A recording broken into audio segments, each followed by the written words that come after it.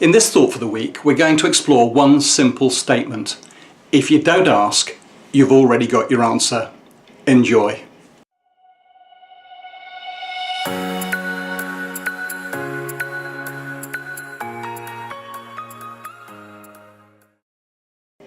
Do you know, it was years ago that we started a youth project. As we set up the project, we were looking for a shop front. And as we thought about that, we decided that the best thing that we could possibly do was to go to the local co-op. They just closed one of their shops, a reasonably small store, and it was vacant. It was sitting there over the Christmas period.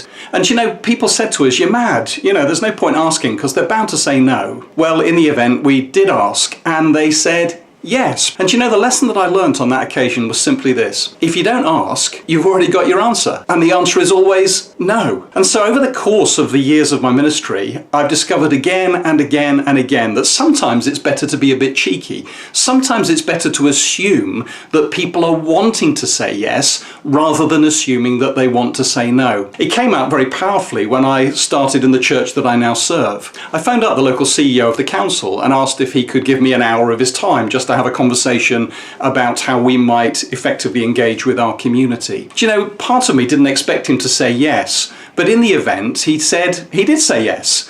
And when I said to him, "Look, I'm really happy to come to you, buy you coffee," he said, "No, I'll come to you." And when he did, I asked him, what are the things that we can do in this local community that will actually build capacity, will enable needs to be met more effectively? He gave me three things. The first one was that there is a 26% illiteracy rate from primary to secondary within the city where I live. That's a horrendous figure. And he said to me, if you can do anything as a church to encourage children to enjoy reading and to learn to read, that's going to be good for their education. The second thing he talked about was social cohesion.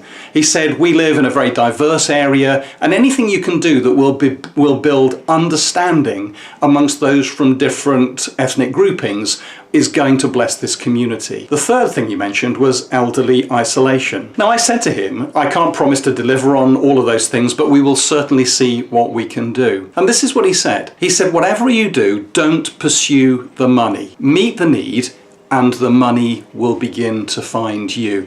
Now, to me, that sounded like a kingdom principle, and I was glad to be able to respond to it. So over the past 5 years, we've looked to engage with elderly isolation, we've looked to do something in terms of literacy and to support our local schools, and we've also done something about social cohesion. Another occasion and another instance of if you don't ask, you've already got your answer was when I went into one of the local primary schools. I made an appointment to see the head. I asked him, what can we do to help you to do what you do better? He said, what can you offer?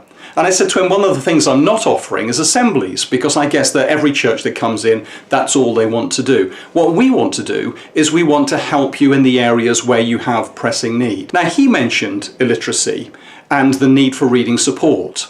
And so we set up some teams to go into the local schools and just come alongside people who are struggling with reading and help them to do better. And that's been a real blessing. It's been a blessing to those kids, and it's been a blessing to the school, and it's been a blessing to those who've gone in and done that. Maybe you do something similar. The second thing he said was that we have children who come into school, usually at the end of the holidays, undernourished. They come in hungry, and that doesn't help with their concentration, and it doesn't help with their education, and it obviously shows that there's real need within the context of their family. I said to him, do you know, I haven't got the foggiest idea how we might be able to help where that particular issue is concerned at the moment, but we'll have a look and see what we can do. The third thing he mentioned was life skills training for the parents. He said the children are great when they're in school, but when they go home, there are some family situations where we worry about the child, we worry about the parents.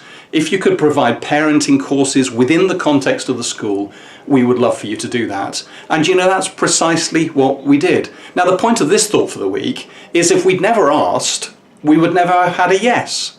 If we'd have never have asked, then the answer would obviously and automatically have been no. What are the areas in the life of your church and in the life of your community where you could ask a challenging, maybe even cheeky question and see what opportunities arise as a consequence of that conversation? If you like this thought for the week, give us a thumbs up. If you enjoyed it and think others might benefit from it, then do share it to all and sundry, because we'd love to get the word out. And if you've got any questions or any comments, anything that you'd like to say at all, people seem a little loathed on Facebook to actually make comment when it comes to things like this. Please don't hesitate. We always respond to the comments we receive, and we'd love to hear what you're doing, the questions you've asked and the answers that you've received, because that will not only encourage me, but it will encourage and help others.